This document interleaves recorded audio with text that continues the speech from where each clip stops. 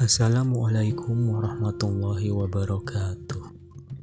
Abdurrahman bin Auf radhiyallahu anhu adalah salah satu sahabat Nabi Shallallahu alaihi wasallam yang dijamin masuk ke surga. Beliau manusia terkaya di zaman Rasulullah Shallallahu alaihi wasallam, melebihi sahabat Nabi lainnya. Jika kita sudah mengetahui kekayaan yang dimiliki Utsman bin Affan radhiyallahu anhu, yang dikenal dengan hartanya yang banyak sekali, tetapi kekayaan Abdurrahman bin Auf jauh lebih banyak daripada Utsman bin Affan. Beberapa riwayat dari kisah sahabat Rasul, ciri fisik Abdurrahman bin Auf adalah memiliki kulit putih, berbadan tegap, tidak beruban, berhidung mancung, serta berambut lebat dan panjang hingga menutupi telinganya. Sosok ini menggambarkan betapa tampannya Abdurrahman bin Auf. Abdurrahman bin Auf radhiyallahu anhu meninggal dunia pada 31 Hijriah 652 Masehi pada usianya ke-72 tahun. Ia dimakamkan di Baqi di samping makam sahabatnya Utsman bin Maz'un. Kekayaan saat beliau wafat adalah 3.200.000 dinar atau sekitar 6.212.688 juta. Dalam riwayat Al-Bidayah wa An-Nihaiyah oleh Ibnu Katsir, kekayaan yang ditinggalkan oleh Abdurrahman bin Auf meliputi 1.000 ekor unta, 100 ekor kuda, dan 3.000 ekor kambing di Baqi. Di dalam dokumentasi bahwa infak beliau semasa hidup yaitu sedekah pertama 4.000 dinar atau sekitar 4.250 juta.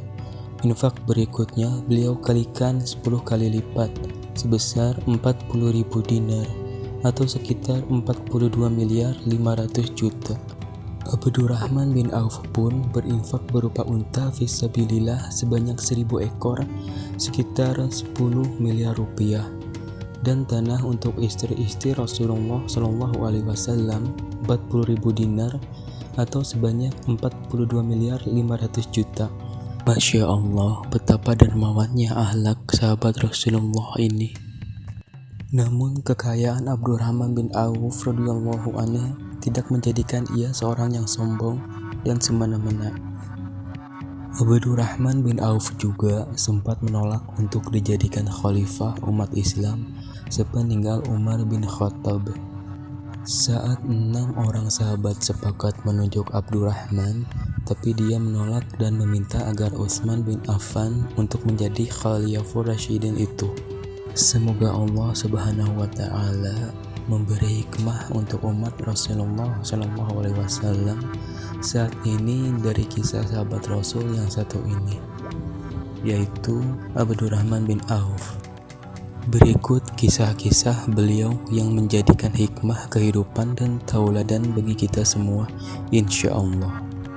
Dalam riwayat hadis dari Anas bin Malik radhiyallahu anhu, ia menyatakan bahwa hanya bermodalkan 4 dirham saja atau jika dirupiahkan sekitar 280.000, Abdurrahman bin Auf meminta kepada saudaranya Sa'ad bin Rabi untuk menunjukkan di mana letak pasar. Sebelum itu, Abdurrahman bin Auf ditawari setengah harta saudaranya, yaitu Sa'ad bin Rabi, tapi Abdurrahman menolak dengan lembut. Tolakan itu pun dibalut dengan sebuah doa dari Abdurrahman kepada Allah Subhanahu wa taala. Abdurrahman bin Auf berkata, "Semoga hartamu menjadi berkah dan menjadikanmu barokah." Atas kehendak Allah Subhanahu wa taala, dalam beberapa waktu Abdurrahman bin Auf menjadi orang kaya dari hasil berdagangnya di pasar. Dan Rasulullah Shallallahu alaihi wasallam berkata kepadanya, "Wahai Abdurrahman bin Auf, kamu sekarang menjadi orang kaya dan kamu akan masuk surga dengan merangkak mengisut. Pinjamkanlah hartamu agar lancar kedua kakimu." Hadis riwayat Al-Hakim. Saking banyaknya kekayaan yang ia miliki, Nabi Muhammad SAW pernah menyatakan bahwa perhitungan hartanya di akhirat kelak akan demikian panjang. Mendengar penuturan itu, Abdurrahman bin Auf lemas dan menangis. Karena itulah Abdurrahman bin Auf sampai berdoa kepada Allah Subhanahu wa taala, "Jadikan aku ini miskin. Aku ingin seperti Mus'ab bin Umair atau Hamzah yang meninggal dalam keadaan miskin. Ya Allah, rinti Abdurrahman bin Auf." Begitulah tauladan salah satu sahabat Rasulullah Shallallahu Alaihi Wasallam yang takut akan kekayaannya itu, padahal Rasulullah sudah menjanjikannya surga untuknya. Kisah menarik dari beliau Abdurrahman bin Auf yang ingin berupaya keras agar dirinya jatuh miskin sehingga ia tidak memiliki harta sepeser pun. Dalam kisah lainnya, suatu hari setelah para sahabat pulang dari perang Tabuk, kurma yang ditinggalkan para sahabat di Madinah menjadi busuk, sehingga harga jualnya jatuh, bahkan sebagian tidak layak untuk dijual. Mendengar hal tersebut, Abdurrahman bin Auf langsung membeli semua kurma busuk milik para sahabat dengan harga kurma kualitas tinggi, dengan harapan harta yang Abdurrahman miliki berkurang bahkan habis sama sekali. Lalu semua sahabat bersyukur karena kurma yang mereka khawatirkan tidak akan laku tiba-tiba diborong semuanya oleh Abdurrahman bin Auf. Para sahabat gembira karena semua kurma busuk mereka bisa terjual. Begitupun Abdurrahman bin Auf yang teramat senang dan ia berharap akan jatuh miskin. Namun atas kebaikannya bukan hanya membeli kurma, tapi membuat banyak sahabatnya gembira. Dan siapa sangka banyak yang mendoakan kebaikan beliau karena kejadian itu. Dengan kehendak Allah Subhanahu wa taala, tiba-tiba ada seseorang yang datang dan mengaku berasal dari utusan Yaman. Dia memberitakan bahwa di negerinya sedang terkena wabah penyakit menular, sehingga Raja Yaman mengutus utusannya untuk mencari kurma busuk. Menurutnya, kurma busuk adalah salah satu obat yang bisa menyembuhkan dari penyakit menular itu.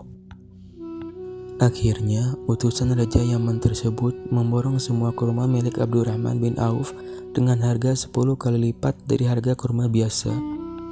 Masya Allah, Allahu Akbar. Di saat Abdurrahman bin Auf merelakan semua hartanya agar ia jatuh miskin, di saat itu pula Allah memberikan keberlimpahan harta berkali-kali lipat untuknya. Kisah di balik Abdurrahman bin Auf radhiyallahu an ini semata-mata atas kehendak Allah Subhanahu wa taala untuk selanjutnya menjadikan umat Muhammad Shallallahu Alaihi Wasallam saat ini tidak terlena akan kekayaannya dan jauh dari akhirat.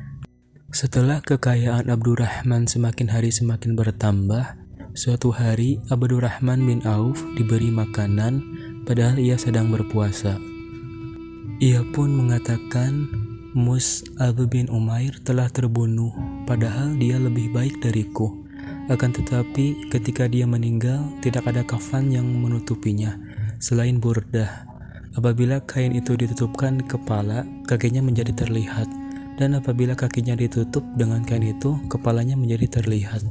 Demikian pula dengan Hamzah, dia juga terbunuh, padahal dia lebih baik dariku.